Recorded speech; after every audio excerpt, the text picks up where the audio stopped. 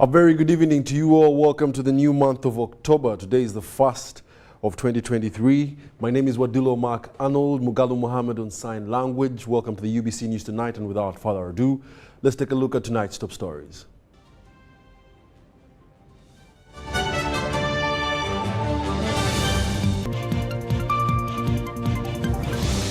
In our headlines tonight, President Yoweri Kaguta Museveni meets with Algerian investors at Nakasero State House. First Lady Janet Museveni welcomes new UNICEF Regional Director to East and Southern Africa. And Nebi Diocese requires 3.8 billion shillings to animate Uganda matters. Saka Bridge reconstruction progress at 85%. All these in our news tonight.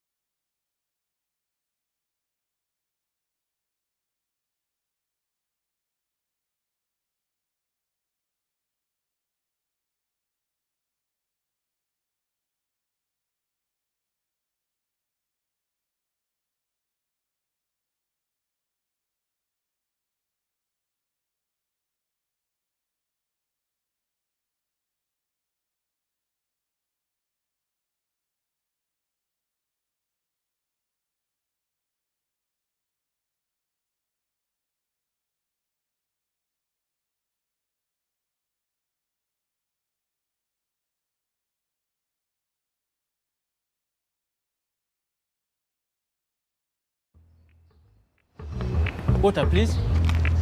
Can I pay with Momo? No. Ha. Hey, can I pay with Momo?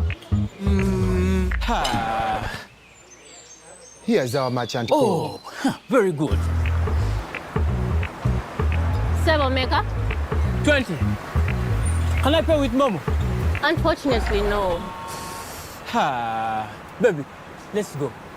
When paying with MTN Momo comes with more benefits for everyone, it just doesn't make sense not to have it. Hello, I've come for rent. Can I pay with Momo? Ha. Yes, you can. Pay or shop with MTN Momo and get cashback every week. It's free of charge. Use the Momo app or dial *165*3#. In this family, we can't agree on anything. Mother. We can't even agree on what to watch. All the games to play. Mother. Ndoza Mulabi, we can't even agree on what to eat. At least the one thing for now we can all agree on is the soap to use. He likes that it's big and lasts long. Anti-economy. I like that it keeps my skin smooth. Ate alina echovu. And the children like that. It smells amazing. Everyone is happy. Movit soap comes in 4 fantastic flavors. Movit family soap is truly soap for the whole family. Move it. All day confidence. Uncle, you should see London. Oh, my boy. This has been 5 years. You should see Uganda. Yes. Uncle Marcus, this is my former school. See, soon there will be more than 1 million children learning like this for free. This is impressive. Do you even have connection out here? Well, we have 100% 4G countrywide. Okay. We even have 5G too. That's approximately 700 billion Uganda shillings in tax, making Airtel one of the largest corporate income taxpayers over the last 5 years, helping build a better Uganda. Today your son saw our new Uganda. Thank you, Uganda, for imagining it with us and making us the fastest growing telecom in the country over the past 5 years. Uganda is a source, transit, and destination for adults and children who are either forced or deceived into forced labor, organ harvest, sacrifice, and commercial exploitation. Trafficking in persons is a serious crime and gross violation of human rights. Report suspects of trafficking in persons to police for investigation and prosecution. Suspects are either close friends or relatives. Victims of trafficking are not criminals and need protection. This message is brought to you by the Coordination Office for Prevention of Trafficking in Persons, Ministry of Internal Affairs. The National Planning Authority, in partnership with GIZ and the United Nations Population Fund, is scheduled to host a public forum and launch of the policy paper on youth neither in employment nor education or training. The public forum will take place during the 13th National Development Policy Forum on Tuesday, the 3rd of October 2023 at Kampala Serena Hotel, Victoria Hall from 2 p.m. to 5 p.m. The public forum will be officiated by the Right Honourable Robina Nabanja, Prime Minister of the Republic of Uganda. The forum will air live on NPA's YouTube, Zoom, and social media platforms. This message is brought to you by the National Planning Authority with support from the Germany government through GIZ. Dear customer, why pay for more when you can only pay for what you use? Enjoy the best value on daily voice bundles now charged per second. For example, if you call for 23 seconds using our 25-minute Bona bundles, only 23 seconds of that call will be charged, leaving you with 24 minutes and 37 seconds to talk longer with your loved ones. Dial *100 *1# to buy a daily voice bundle today. Airtel, a reason to imagine.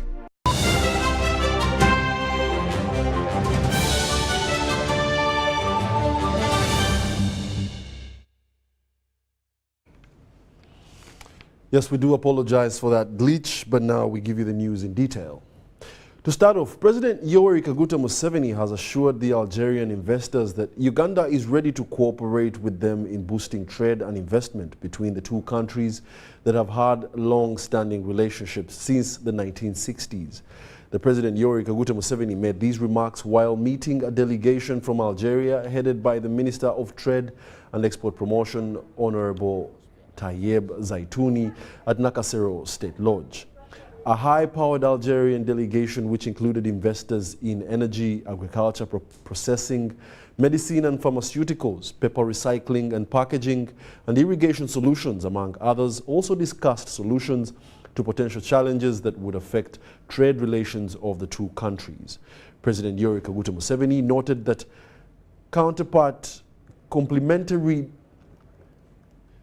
complementary relationships between East Africa, North Africa and the Middle East is something that they noticed from a very beginning since the 1960s through their leaders at the time of Julius Nyerere of Tanzania.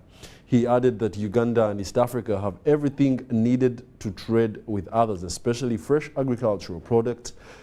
The Minister of Trade and Export Promotion from Algeria, Honorable Tayeb Zaitouni, informed President Museveni that Algeria imports milk and other countries from other countries worth $700 million, and their hope was to channel that money to Uganda because of its quality fresh milk. The Ugandan Minister for Trade, Industry and Cooperatives, Honorable Francis Mwebesa, revealed that his ministry has taken note that some companies are ready for export to Algeria. These include Brookside, Amos Dairies and Pearl Dairies. President Yoweri Kaguta Museveni told the meeting that Africa has been empowering others all this time and it is high time it stopped if Africa is to become prosperous. On the other side of medicine, the president told Algerians that Uganda bushes have a lot of medicine which our ancestors have been using for a very long time in a traditional way, and Ugandan scientists have of late made exciting discoveries, including Covidex, well known for curing the coronavirus.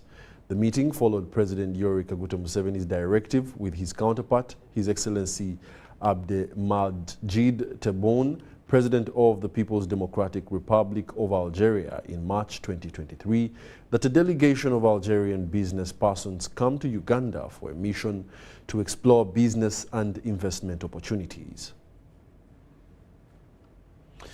And in more news, the First Lady and Minister of Education and Sports, Mrs. Janet Museveni, has welcomed UNICEF's new Regional Director for East and Southern Africa, Ms. Etleva Kadili, who was on a mission to Uganda to familiarize with the UNICEF-supported programs in the country. The First Lady hosted the UNICEF Regional Director, who was accompanied by the UNICEF country representative to Uganda, Dr. Munir Safieldin, and other officials from the UNICEF Uganda office at State House, Nakasero. The First Lady lauded the great working relationship between Uganda and UNICEF over the years and especially appreciated UNICEF for many programs that it has supported in the education sector. Details in this report. The First Lady hosted the UNICEF Regional Director, who was accompanied by the UNICEF country representative to Uganda, Dr. Munir Safieldin, and other officials from the UNICEF Uganda office at State House Nakasero. She lauded the great work relationship between Uganda and UNICEF over the years and especially appreciated UNICEF for the many programs that it has supported in the education sector. I thank you so much for what we have done so far and what we are yet to do. And please know we value what we do with UNICEF. So today really was to thank you so much and tell you that we welcome you, and we in Uganda feel very grateful to God that He's bringing you at this time to the UNICEF group so that you can enrich what we do and empower our work with the methods that are used in your home country that I believe are really good for children especially. We could learn so much from that also. Regarding the national campaign to address the challenge of teenage pregnancy dubbed the Protect the Girl, Save the Nation, Mrs. Museveni, who is also the national champion for adolescent girls, said that the campaign, which was supposed to be funded by UNICEF, could do better if UNICEF can still fulfill that pledge, and it would cover both adolescents in school and out of school. About the Global Partnership for Education program, which was put on hold as a result of the Uganda's Anti-Homosexuality Act, the First Lady said that it is unfortunate for the World Bank to hold the program that had undergone a lot of preparation and was ready to be launched. And so I didn't know why it would now block this program that we have worked on and prepared and was ready to launch, and then now we are there without knowing directly from them what it is that stopped the project at all. But we are here and waiting, and we'll see. Hopefully they will realize that really it is for the good of us all that this project should go on, and we should continue to work together and overcome the problems of the human family globally in cooperation and supporting each other, instead of trying to, make it difficult for us to do what we should be doing.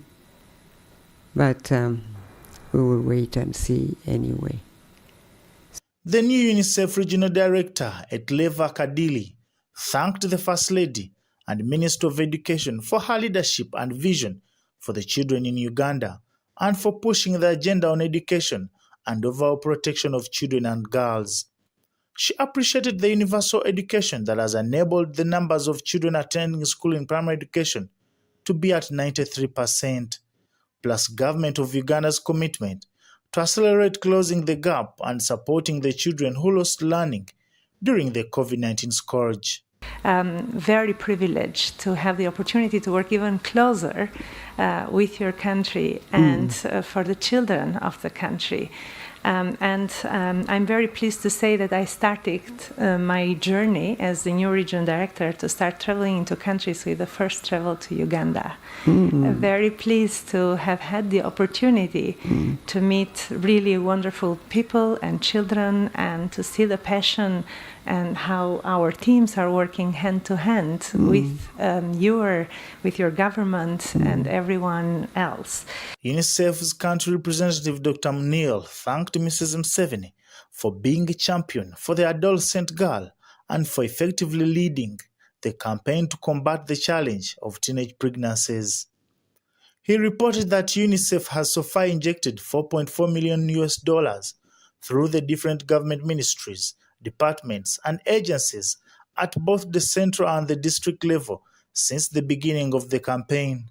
These programmatic interventions will continue till the end of the current UNICEF program cycle in 2025. Reporting for UBC, Baguma William. Furthermore, Nebi Catholic Diocese requires at least 3.8 billion shillings to organize the 2024 National Martyrs' Day celebrations. The Episcopal Conference of Uganda selected Nebi Catholic Diocese to animate the celebrations for a second time in 16 years. In 2007, the diocese took charge of Martyrs' Day celebrations for the first time following its separation from the Arua Diocese. Details in this report with Nawonga Susan.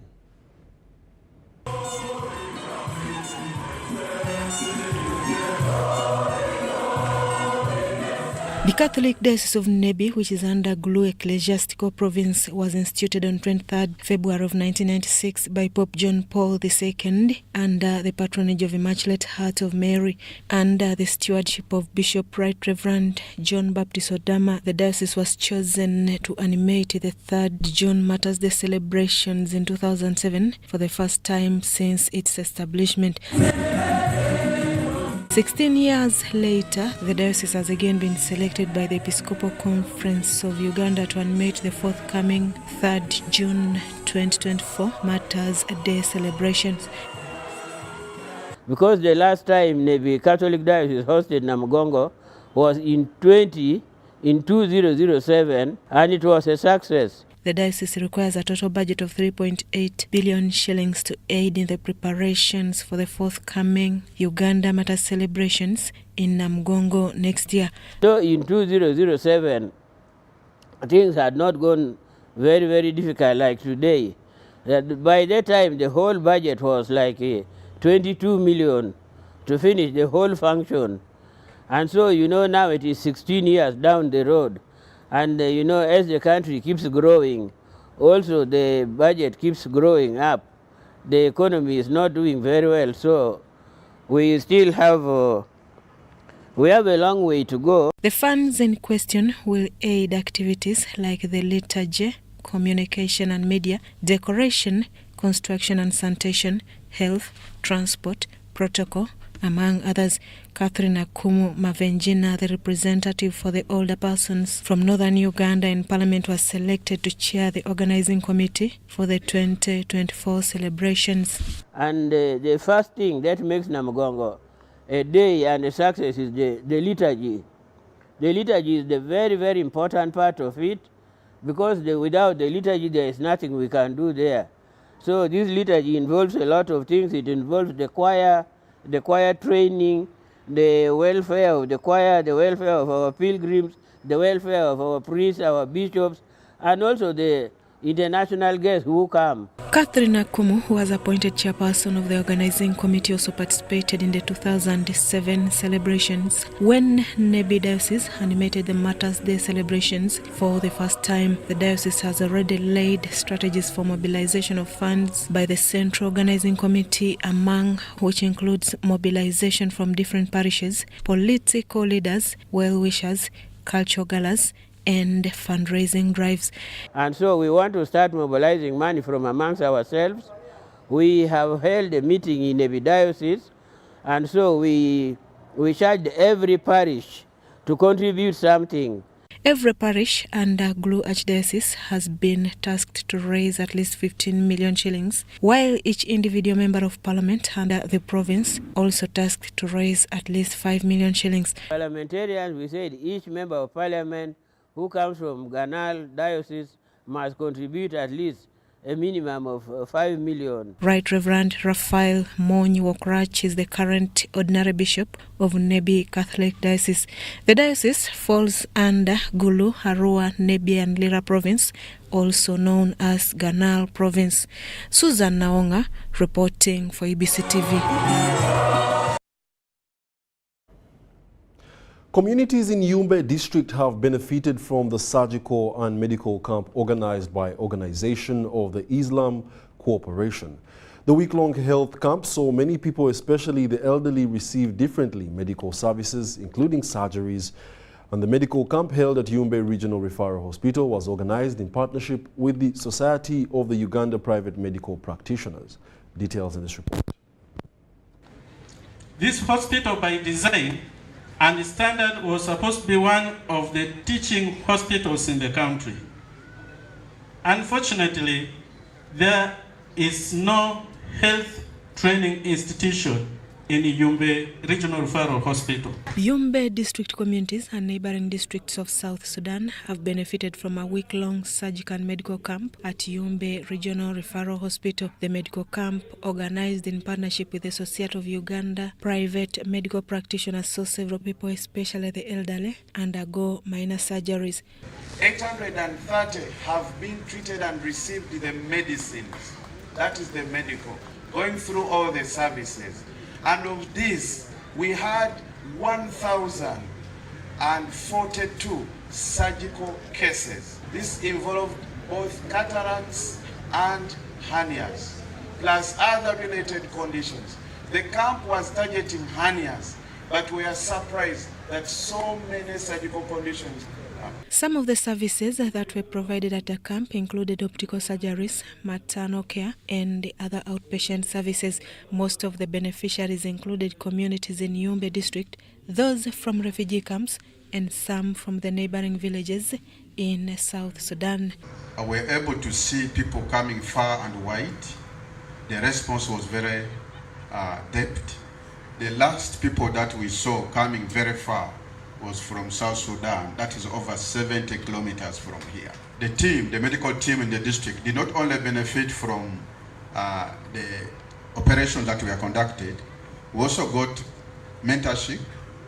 The rector of IUIU, Ismail Simbwa Jagenda, noted that the selection of Yumbe was based on the high need of medical services given the burden of being one of the host communities for refugees. Specifically to the requests that we have had from the district, I think we are going to go back in our management and come up with some programs to help the referral hospital, to use it as also one of our teaching hospitals, because now we have MOUs. The chairman, Islamic University of Uganda Council, Askar Musnov, explained that good health is a center of both human and economic development.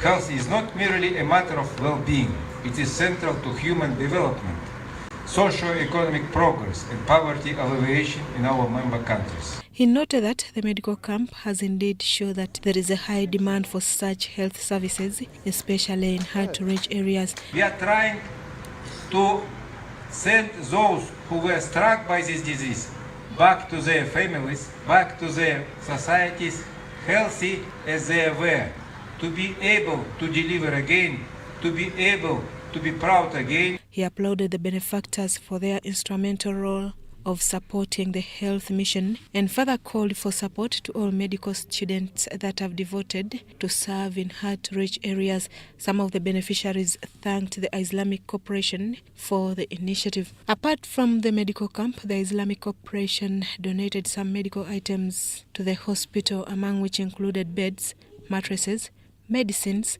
sanitary items, and mama kits. Susan Naong and Joel Vubia reporting for UBC TV.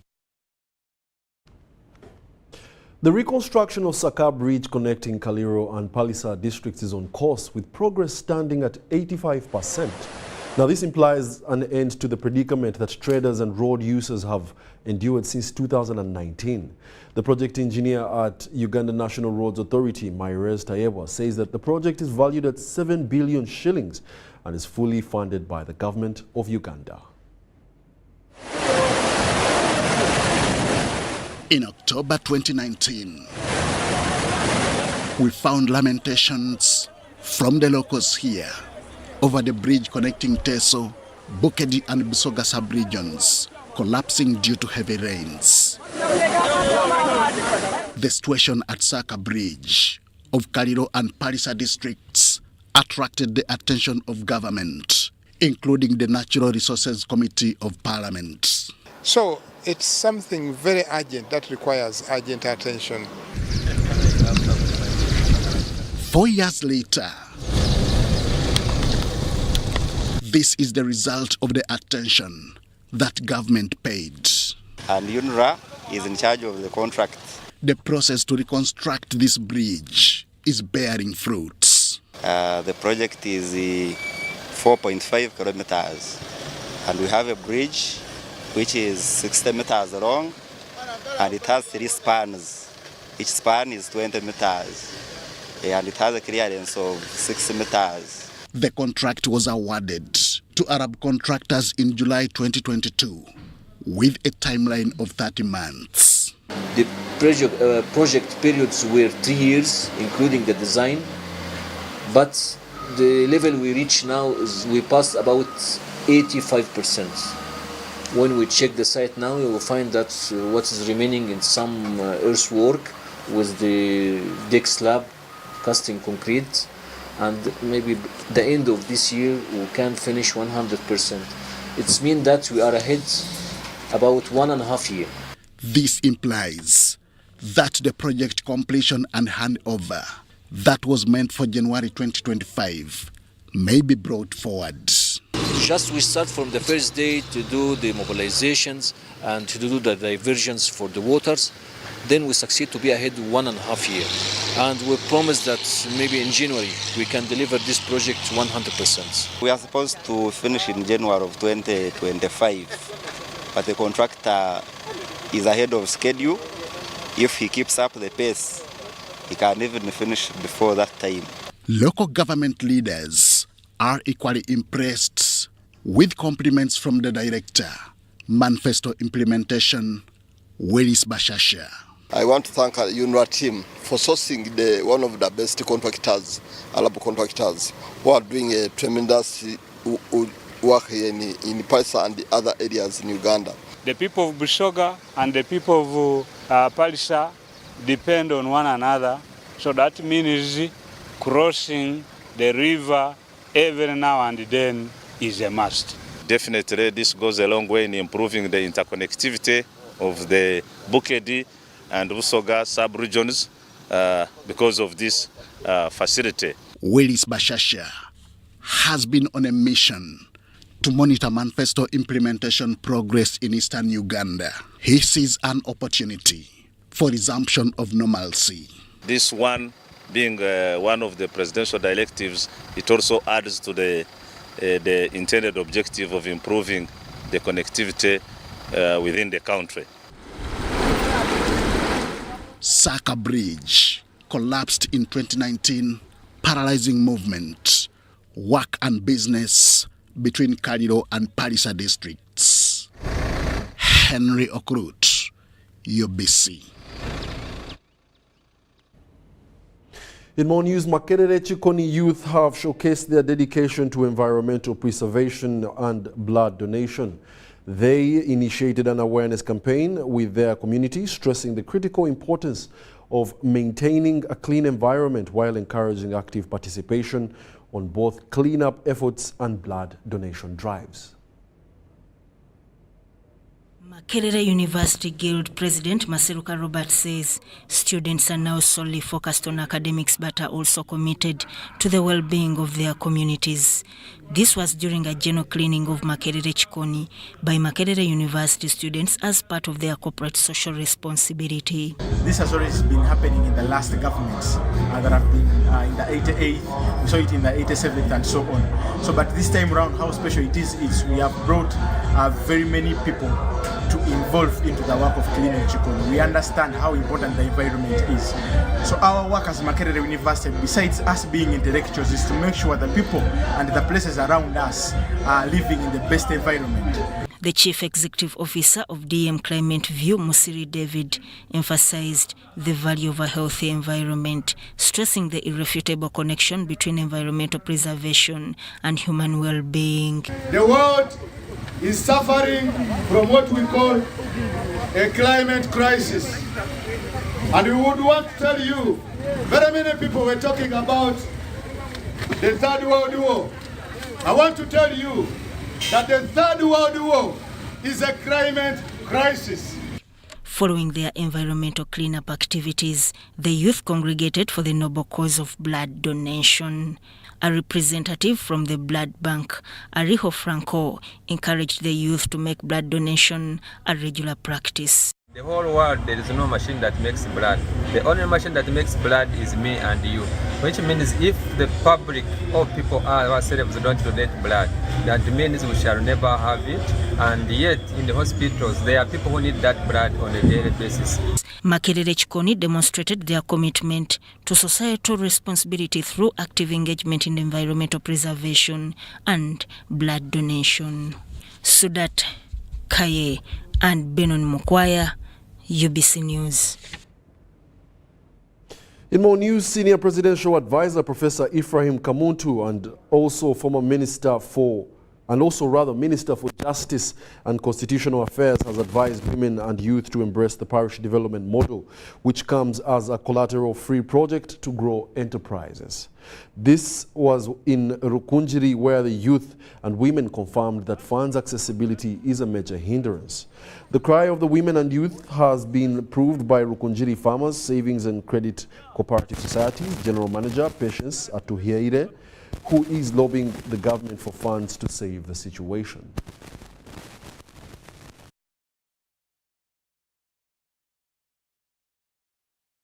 Parish development model doesn't require a collateral. That's the first place. All you need is just present a proposal. Yeah, just a viable proposal. This is character-based if you want. You have a proposal, there is money. Think about it. The money is revolving. No, get this right. 100 million shillings. Government is not going to take it back.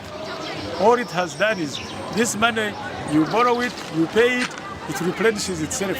You borrow it, you pay it, it replenishes, then they lend it to somebody else. And you continue like that. Can you imagine this money revolving? Revolving means it's like blood in your body, circulating in your body.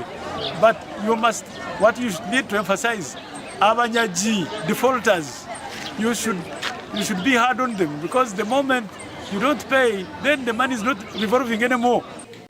Most of our members who come in to get loans, especially women and youth, but we don't have the capacity to serve all of them. At the moment, we give little loans, and women find it difficult to access these loans because most of them don't have collateral securities, and youth. More than 10 pilgrims from the West Ankole Diocese have set off to the Holy Land of Israel.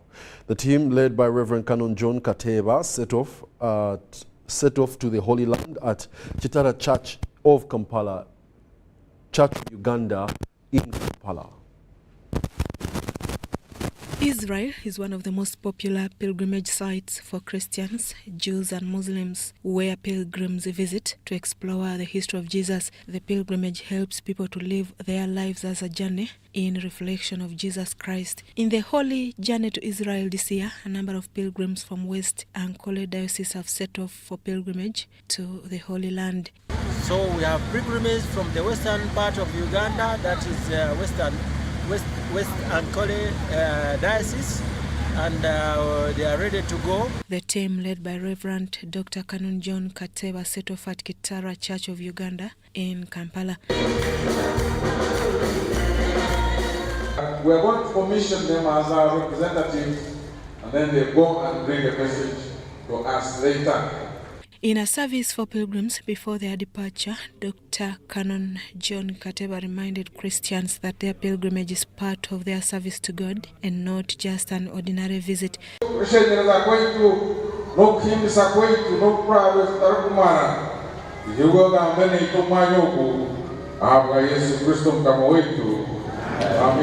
like to say this is part of their discipleship journey, and they are trying to see and to walk the path and observe the places Jesus walked as part of their discipleship journey. The director, Hallelujah Tours and Travel, Tom Ahimbisiwe, says apart from visiting the holy place, the pilgrims will also have room to visit the farms to see the modern farming methods. We are going to look at modern technologies of post-harvest. You are going to look at how they make seeds, how they do the farming, from cattle rearing, poultry, fish, all what you know, the whole agricultural value chain. Other pilgrims will also be going to Israel in February 2024 to benchmark on the modern farming system.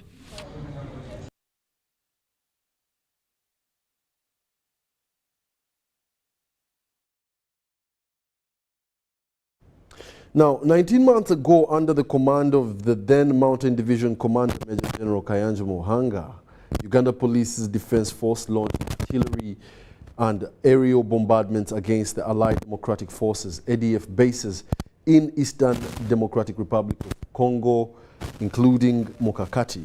Now, today we take you through the inside story of Mukakati, Kamango, Semrik, in Beni territory that used to be a killing zone for the ADF rebels committing atrocities at will on the people of the Eastern Republic of Congo. After years of insurgents in Eastern Democratic Republic of Congo, Uganda People's Defense Forces UPDF made a return to the war-torn Eastern DRC.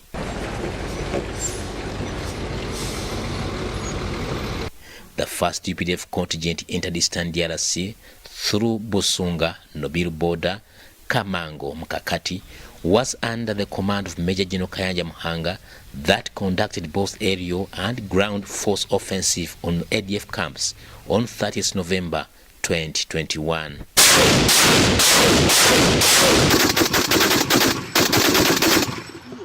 This is the story of UPDF war against the ADF rebels in Eastern DRC.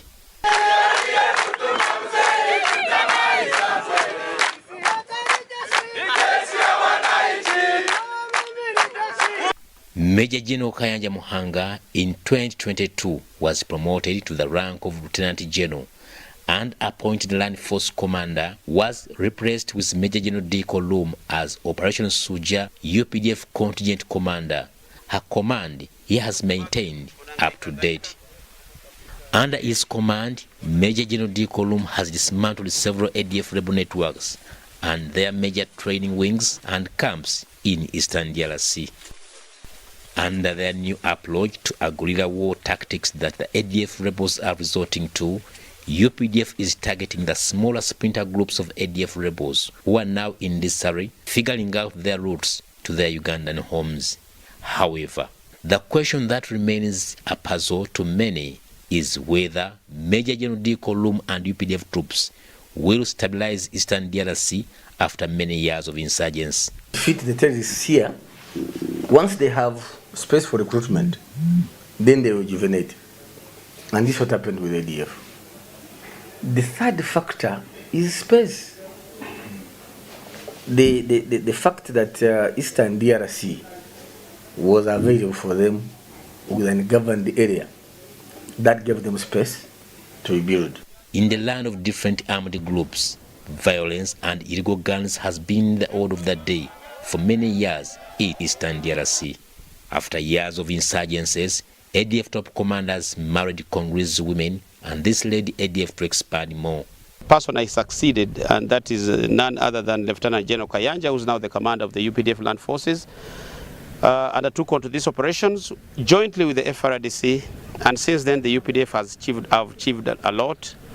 We have destroyed a lot of the ADF capacity to make war, ADF capacity to destroy, and ADF capacity to abduct. Major General Diko Loom is charged with the responsibility of putting to an end the ADF rebel violence in Eastern DRC.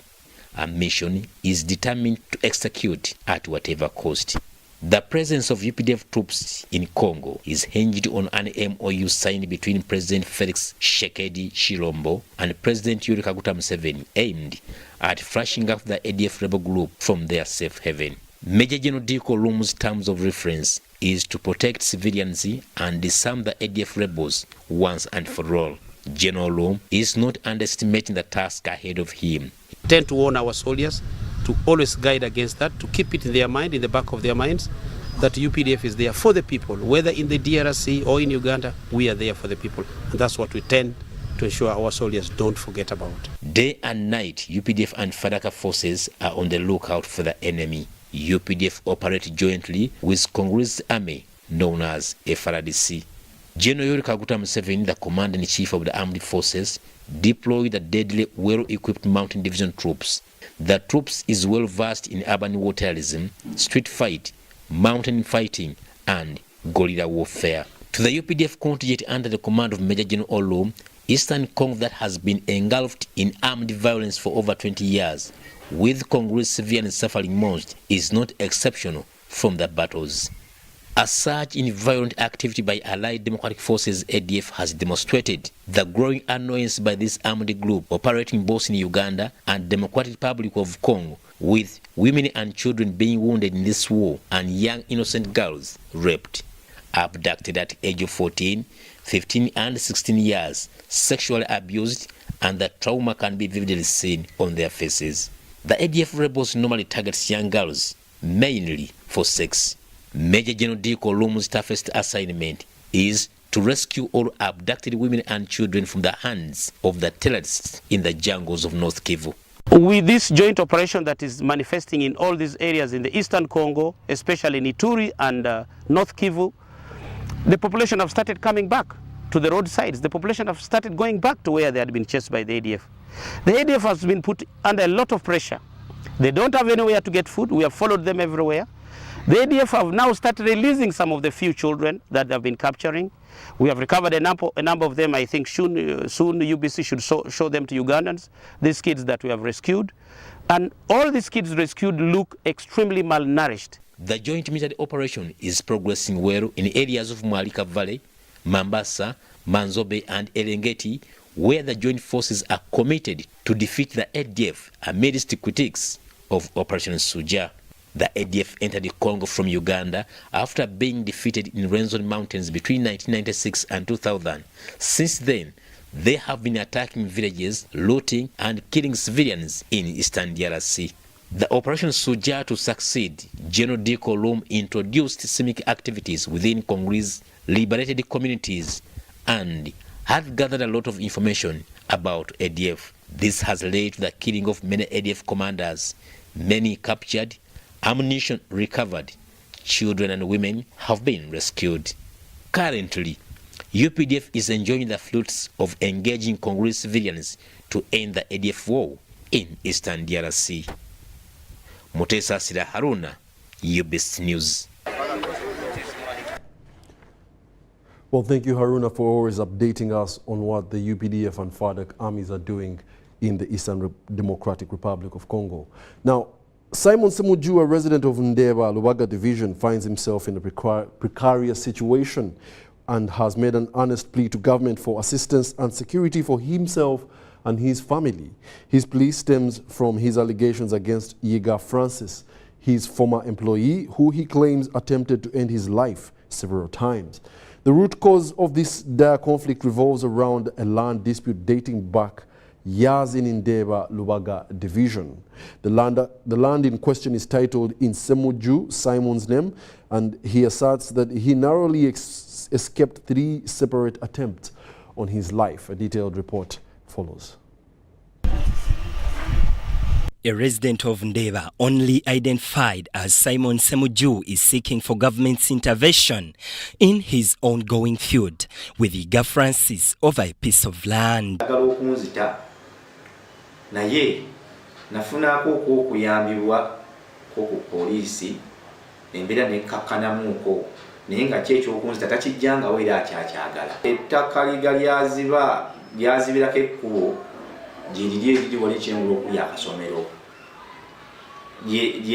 aziba ekkubo asobole okunzitirako kuba kwe entandikwa y'ekintu ekyo. Semuju claims that Francis, once his employee, not only obstructed his access to his own land, but also made threats against him and his family. In response to these allegations, Iga Francis contends that Semuju is a person he had nurtured from nothing, akin to a son. Semuju's predicament arose when, after years of land ownership, he sought to develop his property.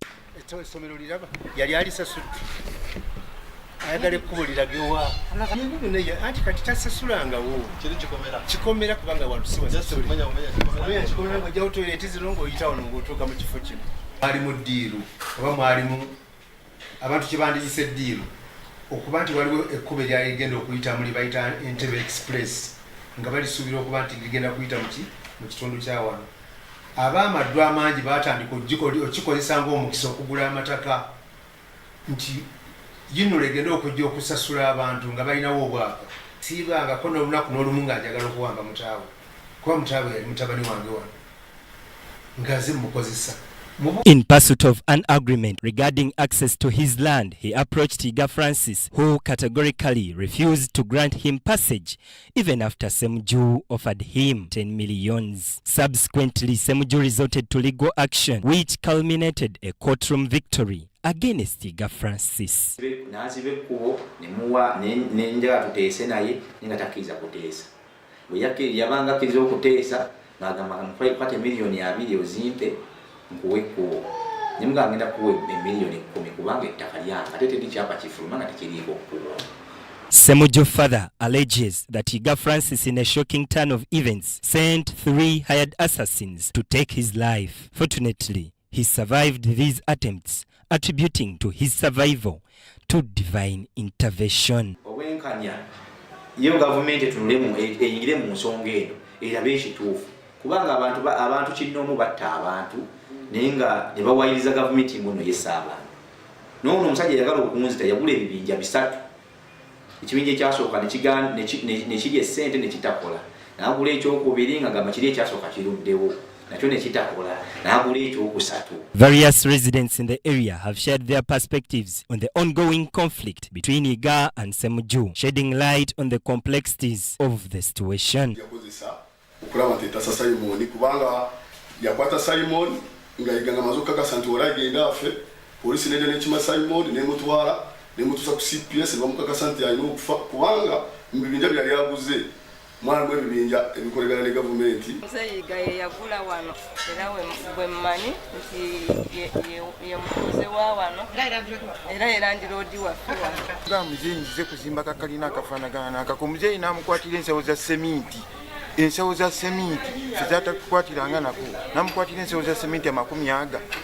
Semuju has fervently called upon the government to extend its support, emphasizing that his life and well-being of his family hang in the balance due to the actions of Iga Francis.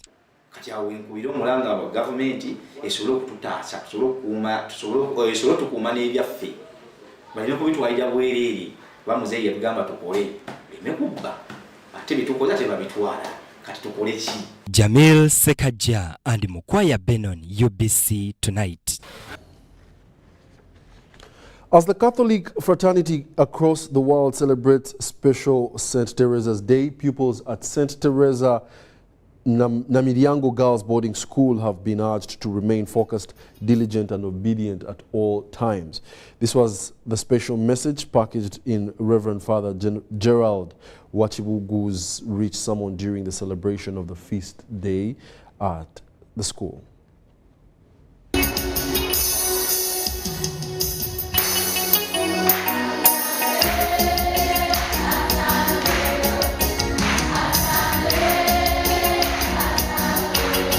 A senior Catholic priest has urged pupils to emulate the faith, passion, purity and brevity of Saint Teresa of France, who became a nun at 15 years and unfortunately died aged 24 years. Reverend Father Gerard Wachibugu was officiating Mass at the school. Today we are gladdened and we are happy to celebrate our day, the school day, Saint Teresa Day. That is our patron saint. So we have had Mass and we have enjoyed the day very well. Saint Teresa was a nun, a Carmelite nun, who loved so much her God, and she served God through loving others and through her prayer life. Of course, that is what we are celebrating today, and that is what we are teaching our children here. So we would like to ask for her prayers and her intercession. The school headmistress, Sister Florence Nalumu, lauded the school management, staff, pupils and old students as she echoed the essence of Saint Teresa in the Catholic faith and gave a brief about the upcoming 75th anniversary celebrations. We are celebrating our school's feast day. Saint Teresa in the Catholic Church, we celebrate feast days. And being that our school was dedicated to Saint Teresa of the Child Jesus, we have to celebrate with joy. We thank God for giving us the saints in the world. The excited pupils fully engaged in the lively Mass with roles on the main altar, executing both Bible readings and primary six leading the choir before the cake cutting and luncheon followed suit.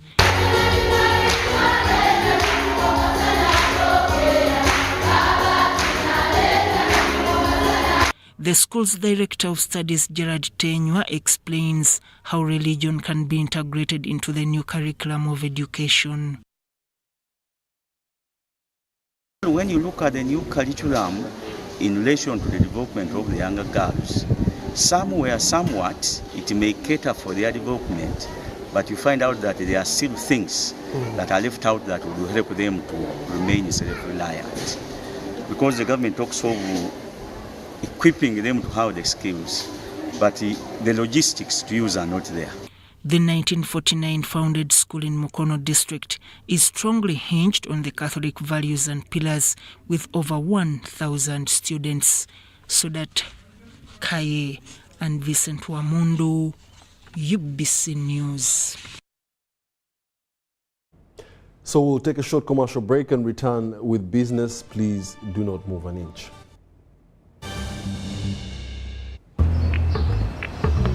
Water, please. Can I pay with Momo? No.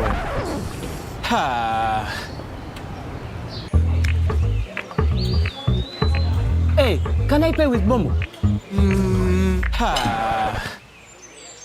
Here's our merchant code. Very good. 7 mega? 20. Can I pay with Momo? Unfortunately, no.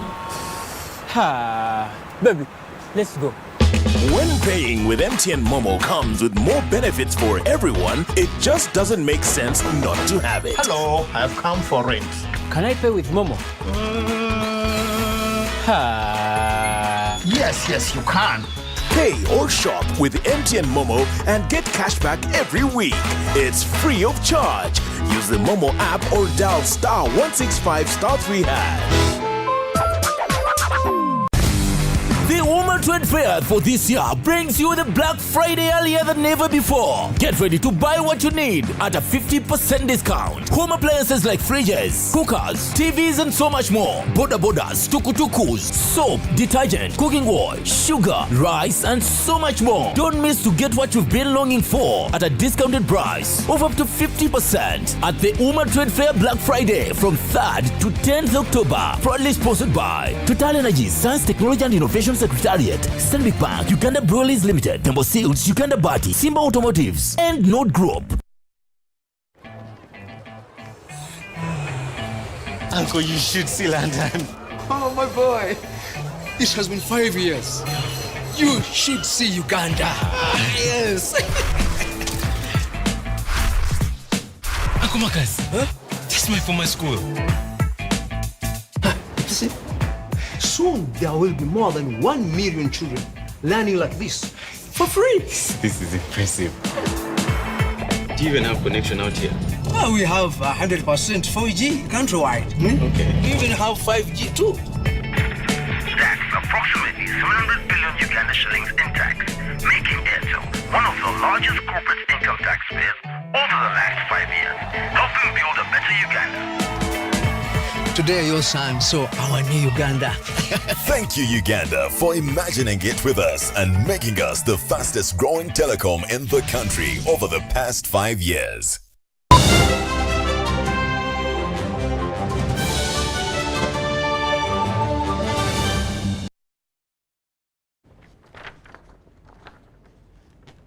Welcome back. You're still watching the UBC News, broadcasting live from Nile Avenue. Now, in the world of business, in response to the directive from the Uganda National Bureau of Standards mandating the registration of all garages in Uganda, drivers are being strongly encouraged to seek services from reputable auto service stations.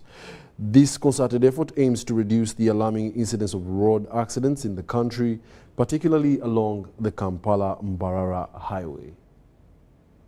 The Kampala-Masaka Highway has unfortunately gained notoriety for a high rate of road accidents, prompting government to intensify surveillance and road safety campaigns. Police reports consistently attribute most accidents to negligence and subpar mechanical conditions of vehicles. It is an indisputable fact that poorly maintained vehicles significantly increase the risk of accidents. To address this, Sifao Motors, a prominent provider of motor solutions, and the official Toyota dealer in Uganda has unveiled a cutting-edge service center. People don't have to travel to get their car serviced, so there will be less people on the road and less risk of accidents. Secondly, when you have your car properly maintained with genuine parts, brake parts, all the safety components are very key. Importance of genuine parts is absolutely fundamental. So when you have genuine parts and your car is well maintained, the brakes, the lights, everything works, you reduce the risk of accident tremendously. This center serves as a testament to their commitment to the residents of southwestern Uganda, eliminating the need for tedious journeys to Kampala for vehicle servicing and maintenance. The service center is expected to provide valuable automotive mechanical training opportunities to the community, thereby empowering individuals with essential skills and knowledge. The Africa Initiative for Relief and Development, an organization dedicated to providing humanitarian assistance to those affected by conflict, is actively involved in this endeavor. Close to almost 750 million women in Africa. They also need skilling, job, employment, income. People with disability, close to almost 40 million people with disability in Africa. They also need hope, job, income generation, livelihood, supporting their families, and contributing more also to the national development priority of the respective states. So the skilling cannot be overemphasized. At the inauguration of this remarkable facility, Robert Kachebeza, the mayor of Mbarara City, stressed the center's potential to significantly enhance knowledge and skills development among learners. Because you can't be in a city and then you lack a service of this nature. You drive, go to Kampala for service, you go to Kampala for fuel, and then you call yourselves cities, not at all. But these ones are confirming that really we are ready and we qualify to be a city, and our people should utilize this. Ngabo Emon, reporting for UBC TV. And that brings us to the end of our 8 o'clock edition of the UBC News Tonight. Thank you for being a lovely audience, but please do join us at 10 o'clock for another bulletin with some fresh stories. My name is Wadulo Mark Arnold Mugalu Muhammad on Sign Language. See you at 10.